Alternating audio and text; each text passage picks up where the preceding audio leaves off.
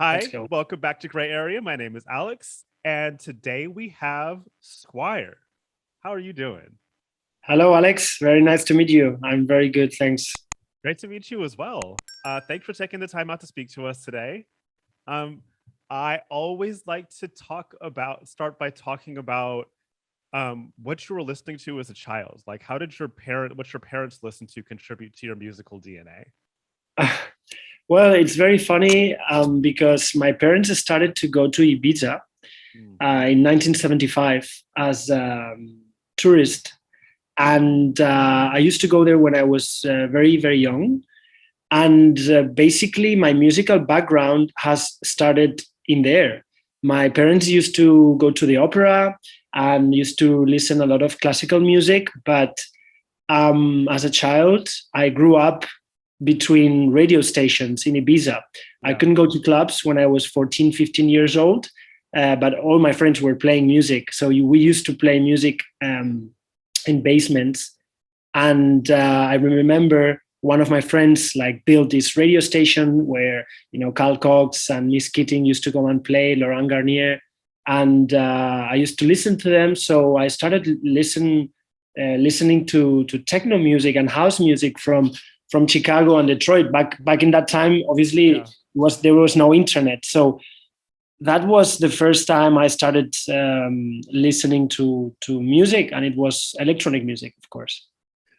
What a wonderful way to get into dance music. Yeah, Like not just like at the time it was, but also like in the place you were being in Ibiza and hearing it on the radio.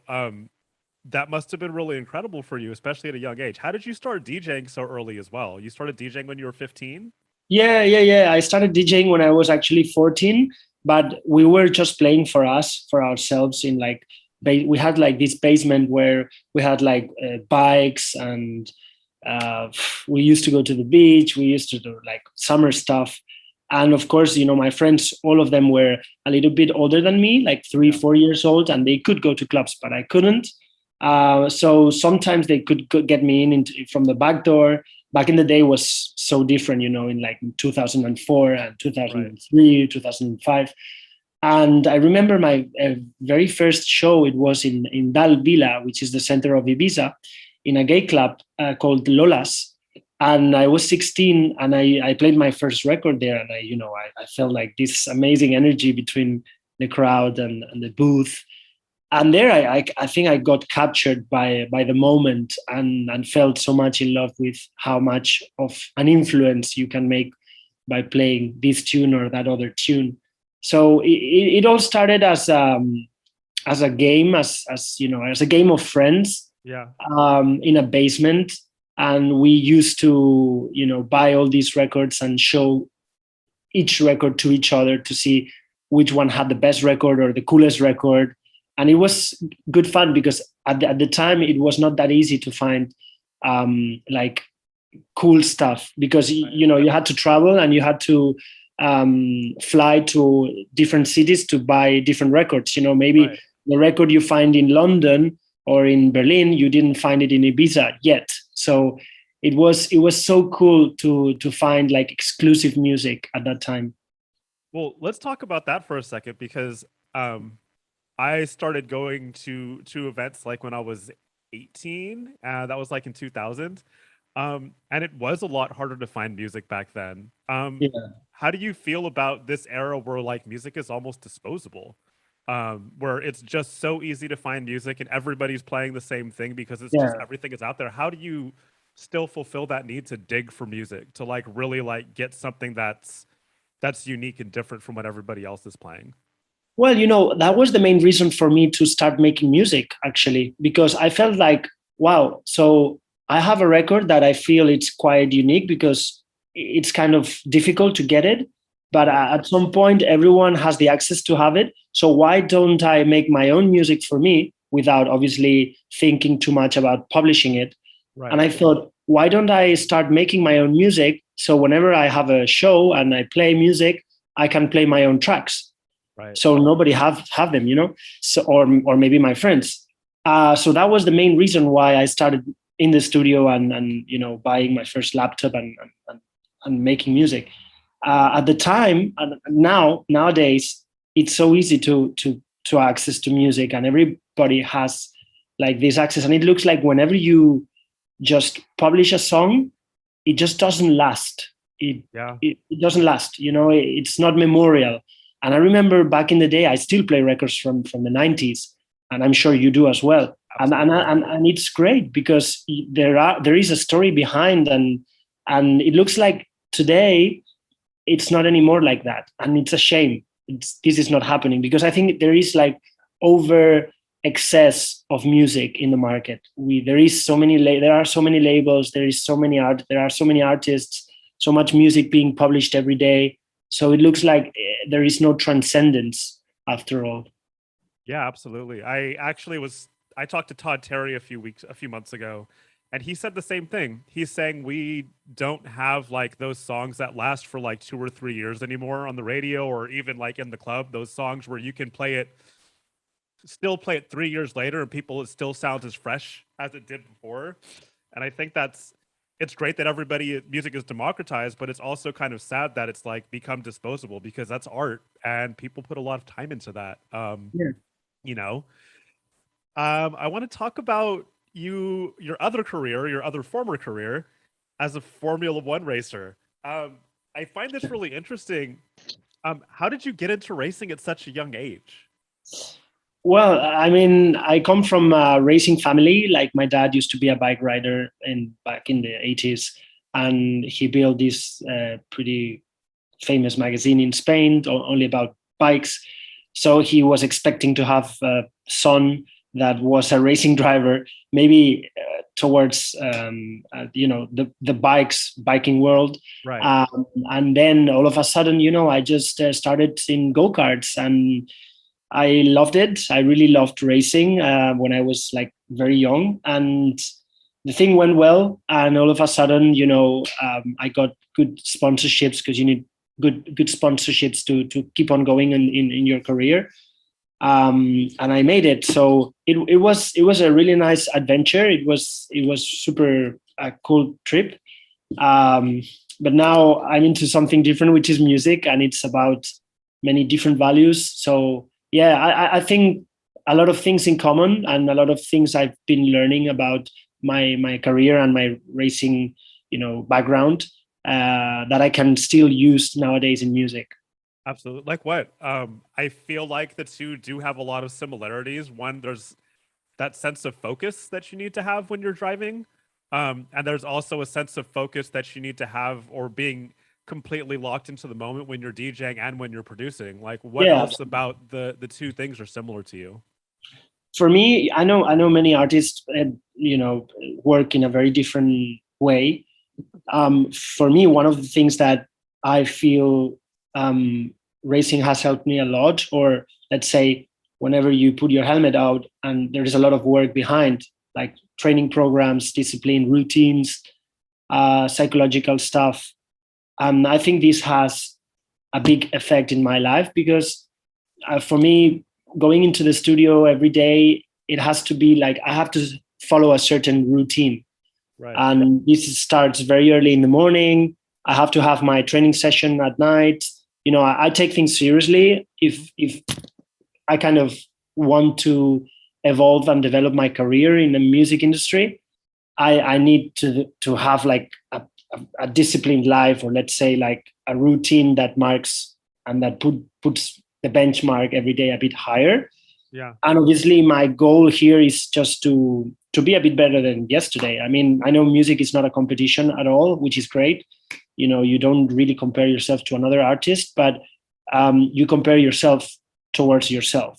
And Yeah. that's a big thing for me, because if I see how my music has been evolving, or my sounds, or how I treat music, or how I listen to music and I arrange music, it's been very, very different to the previous year. And as long as I see there is like a new story coming from my side, a new energy, a new synergy, Yeah. it's coming good. So yeah. Absolutely.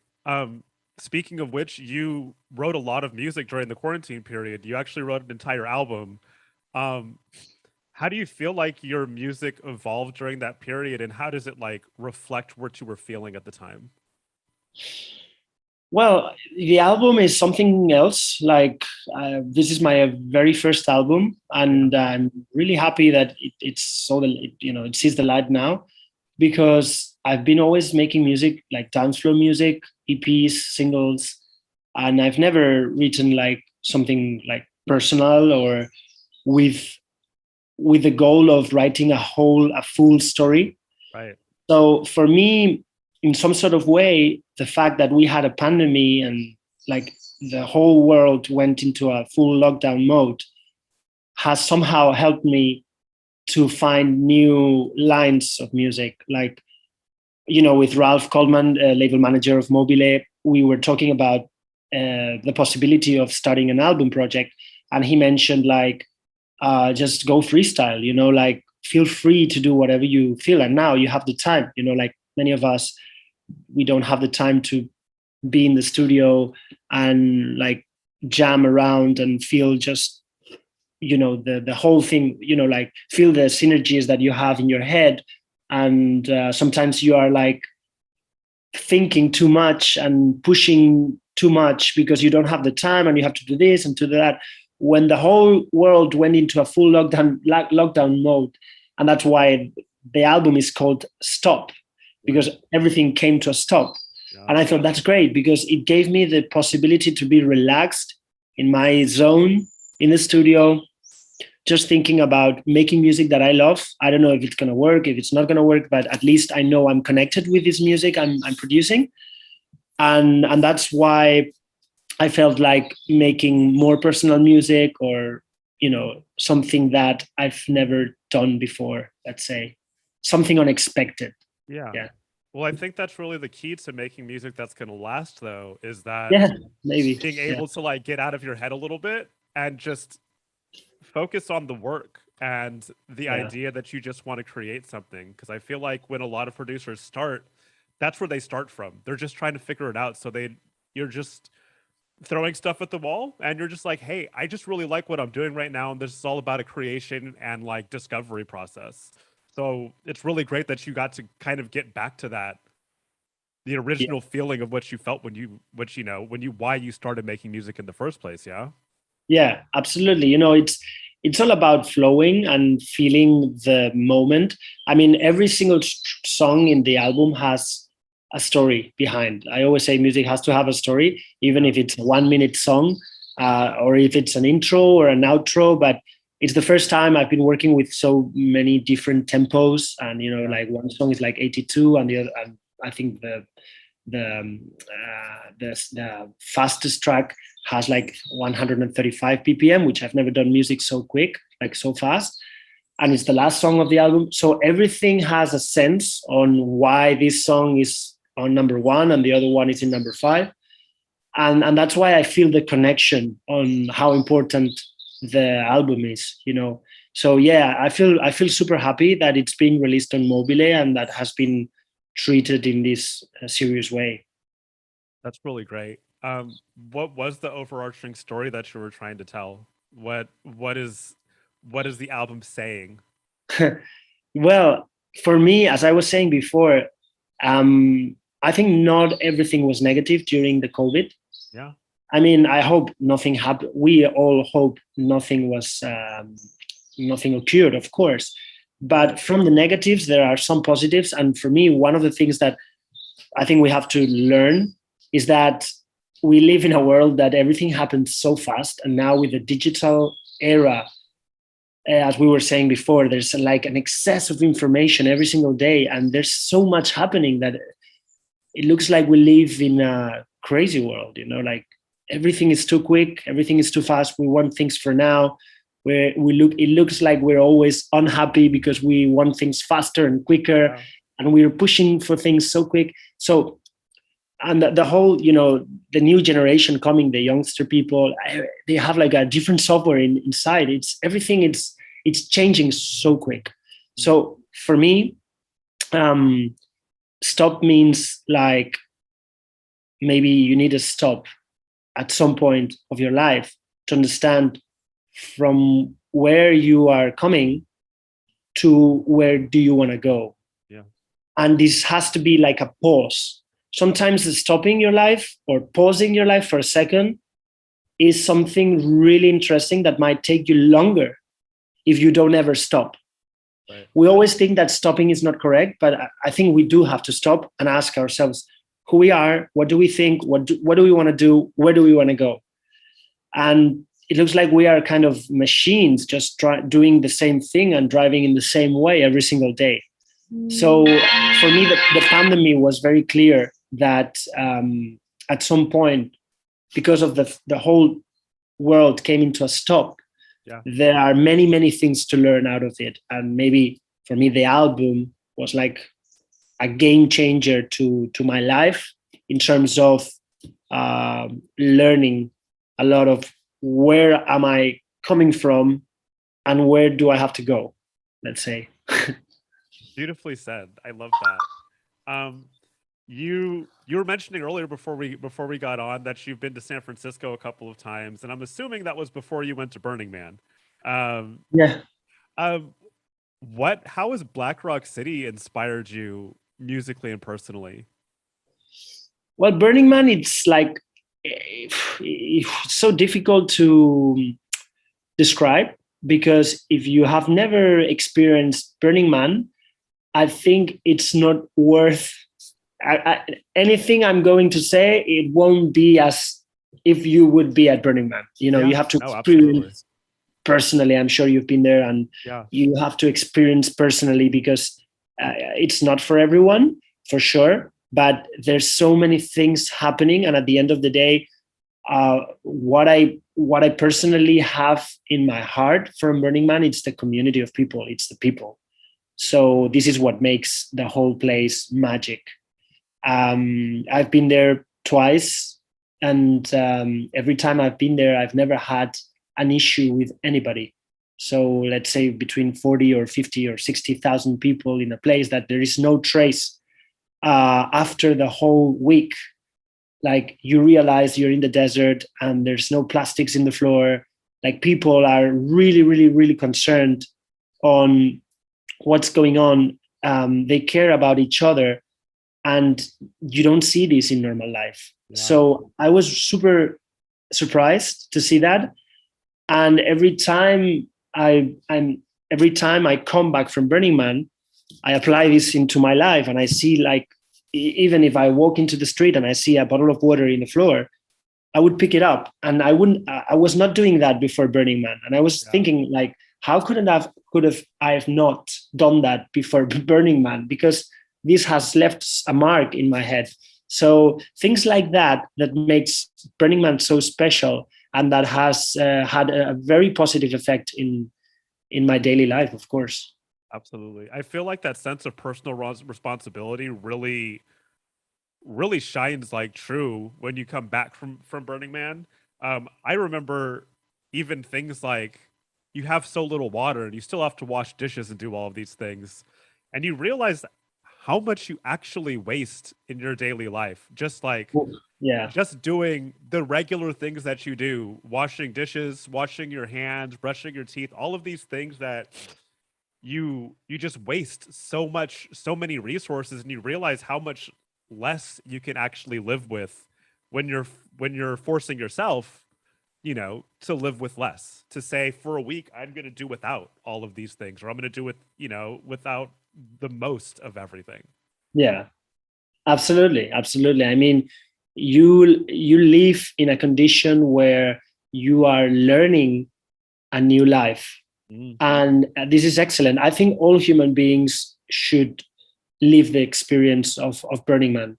I got my mom that is super interested on going there next year, and I wish I can go with her because there's so many things to learn out of Burning Man, and you know, unfortunately, it's so far away from us. yeah, But that's one of the key things as well, that you have to move into somewhere that you would never expect to go right. to live that experience. So yeah, absolutely recommend it.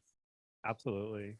Um, we're getting close to the end, so I have two more things for you. One is my last question, and after that, we'll do the speed round that I talked to you about before. Um, So I always like to end my interviews by asking what excites you about the future of dance music.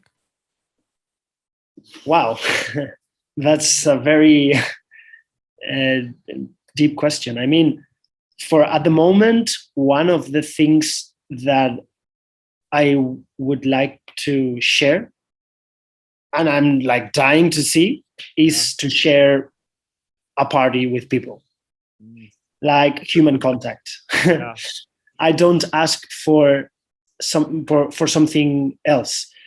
I know that a lot of platforms have been trying so hard during this period of pandemic, with digital parties and with digital DJ sets whatsoever, like creating avatars, assisting to parties. And I know like the young people, like the new generations might be really into that because of the e-games and whatsoever.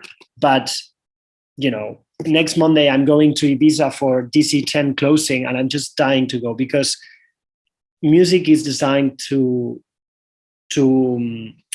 be lived and attracted in a community.